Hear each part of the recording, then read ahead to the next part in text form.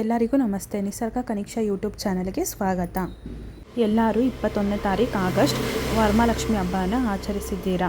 ಆದರೆ ಯಾರ್ಯಾರ ಕೈಲಿ ಆಚರಿಸೋಕ್ಕಾಗಿಲ್ವೋ ಅವರು ಆಗಸ್ಟ್ 28ನೇ ತಾರೀಕು ವರಮಹಾಲಕ್ಷ್ಮಿ ಹಬ್ಬವನ್ನು ಮಾಡಿಕೊಳ್ಳಬಹುದು. ಇದೇ ಶುಕ್ರವಾರ ಹುಣ್ಣಿಮೆ ಇರುತ್ತೆ. ಚಂದ್ರಗ್ರಹಣ ಇರೋದ್ರಿಂದ ಯಾವ ರೀತಿ ಪೂಜೆ ಸಿದ್ಧತೆ ಮಾಡಿಕೊಳ್ಳಬೇಕು ಎಂದು ಹೇಳಿಕೊಡುತ್ತೇನೆ ಬನ್ನಿ.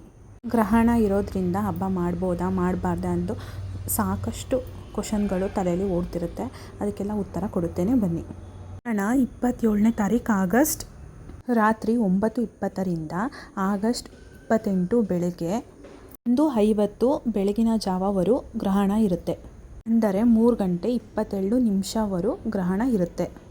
ಆದರೆ ಭಾರತದಲ್ಲಿ ಚಂದ್ರಗ್ರಹಣ ಗೋಚರಿಸುವುದಿಲ್ಲ, ಆಚರಿಸಬೇಕಾಗೂ ಇಲ್ಲ. ಹಾಗಾಗಿ ವರಮಹಾಲಕ್ಷ್ಮಿ ಹಬ್ಬನ ಯಾರ್ಯಾರು 28ನೇ ತಾರೀಕು ಮಾಡಬೇಕು ಅಂತ ಅಂದ್ಕೊಂಡಿದ್ದೀರೋ ಆರಾಮಾಗಿ ಏನು ಯೋಚನೆ ಇಲ್ದಂಗೆ ಆರಾಮಾಗಿ ಹುಣ್ಣಿಮೆ ಇದೆ ಅಂತ ಏನು ಚಂದ್ರಗ್ರಹಣ ಇದೆ ಅಂತ ಏನು ಯೋಚನೆ ಮಾಡಿಲ್ದಂಗೆ ಆರಾಮಾಗಿ ಪೂಜೆ ಮಾಡ್ಬೋದು. ಈ ವಾರನೂ ಕಾರಣಾಂತರಗಳಿಂದ ಮಾಡೋಕ್ಕಾಗಲಿಲ್ಲ ಅಂದರೆ ಮುಂದಿನ ವಾರ ಹಂಗಂದರೆ ಸೆಪ್ಟೆಂಬರ್ 4ನೇ ತಾರೀಕು ಶುಕ್ರವಾರ ನೀವು ವರಮಹಾಲಕ್ಷ್ಮಿ ಹಬ್ಬವನ್ನು ಮಾಡಬಹುದು. ಇವತ್ತು ಕೃಷ್ಣ ಜನ್ಮಾಷ್ಟಮಿನೂ ಇರುತ್ತೆ. ಇನ್ನು ಒಳ್ಳೆ ದಿನ ಮಾಡ್ಬೋದು. ಆಗಸ್ಟ್ 28ನೇ ತಾರೀಕು ನೂಲ್ ಹುಣ್ಣಿಮೆ ಅಂತ ಕರೀತಾರೆ. ಅವತ್ತು ರಕ್ಷಾಬಂಧನ ಹಬ್ಬವನ್ನು ನಾವು ಆಚರಿಸುತ್ತೇವೆ. ಅವತ್ತು ಒಳ್ಳೆ ದಿನ 28ನೇ ತಾರೀಕು ವರಮಹಾಲಕ್ಷ್ಮಿ ಹಬ್ಬವನ್ನು ಮಾಡಬಹುದು. ಹುಣ್ಣಿಮೆ ತಿಥಿ ಯಾವಾಗ ಪ್ರಾರಂಭವಾಗುತ್ತೆ, ಯಾವಾಗ ಮುಕ್ತಾಯವಾಗುತ್ತದೆ ಎಂದು ಹೇಳಿಕೊಡುತ್ತೇನೆ ಬನ್ನಿ. ಇದೇ ಆಗಸ್ಟ್ 27ನೇ ತಾರೀಕು ಬೆಳಗ್ಗೆ 9:10 ಪ್ರಾರಂಭವಾಗುತ್ತದೆ ಗುರುವಾರ. ಆಗಸ್ಟ್ 28ನೇ ತಾರೀಕು ಬೆಳಗ್ಗೆ 9:50 ಹುಣ್ಣಿಮೆ ತಿಥಿ ಮುಕ್ತಾಯವಾಗುತ್ತದೆ.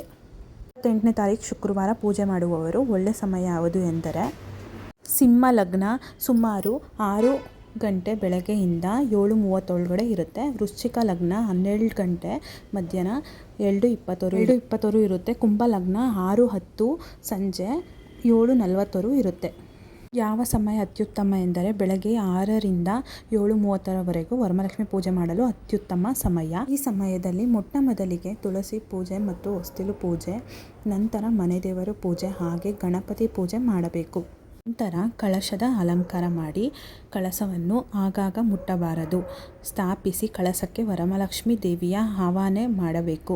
ಲಕ್ಷ್ಮೀ ಪೂಜೆ ಮತ್ತು ಆರಾಧನೆ ಮಾಡಿ ವ್ರತದ ಪುಸ್ತಕದಲ್ಲಿ ಕತೆ ಓದುವುದು ಅಥವಾ ಕತೆ ಕೇಳಿಸಿಕೊಳ್ಳುವುದು ತುಂಬ ಒಳ್ಳೆಯದು.